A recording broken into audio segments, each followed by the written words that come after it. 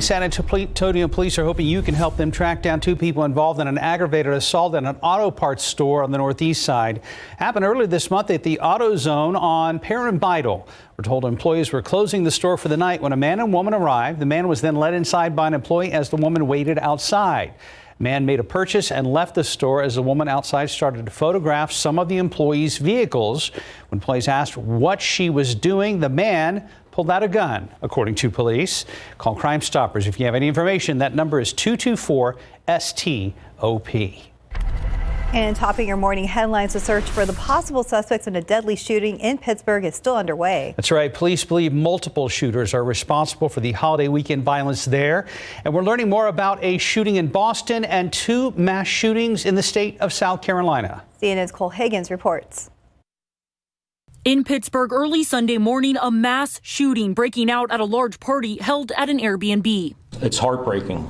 I mean, here we are Easter, and we have multiple families, two that won't see a loved one. Two people under the age of 18 are dead, 8 others wounded by gunfire. Police say as many as 200 people were at the party, many of them underage. How can you even have a holiday when your child was involved in something traumatic like this? More than 90 rounds from multiple guns were fired inside and outside of the home, according to the police chief. This goes back to having too many guns, too many illegal guns on the streets. In Columbia, South Carolina, one man is now in custody after a mass shooting at a mall on Saturday. We didn't know who was shooting, what direction it was coming from. And it was really terrifying. 14 people were injured, at least 9 of whom were shot. 5 others hurt while attempting to flee from the chaos. To the south of Columbia and Hampton County, 9 people were shot early Sunday morning at a nightclub. The investigation being led by the South Carolina Law Enforcement Division.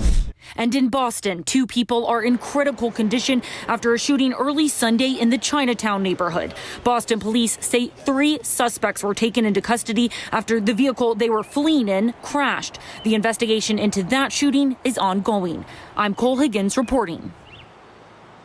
And today, President Joe Biden could restart the sale of onshore leases for oil and gas drilling on federal lands, breaking one of his 2020 campaign promises. 144,000 acres of public lands will be up for lease in 9 states. The president did sign an order pausing the sale of new leases when he came into office. However, a federal judge in Louisiana said they had to go forward. The decision comes as gas prices spike out of control and the White House faces political pressure to find ways to supercharge domestic production. There's no way for Biden to meet his campaign climate promises as well as his international commitments unless he actually addresses leasing on public lands. And the first step is stopping new leasing. The Department of Interior insists they work to raise the royalties of the plots for the first time to nearly 50%, also promising to include the input of tribes and take environmental concerns into account like never before. Just a reminder, today is the tax deadline. This year, filers will have to factor in the child tax credit, the third stimulus check, and new rules about reporting income from cryptocurrency. But if you need more time, do not worry. You can request an extension through October 17th, according to the IRS. If you're still waiting for the IRS to process your 2020 taxes, just know you can still file last year's. We have more information on KSAT.com.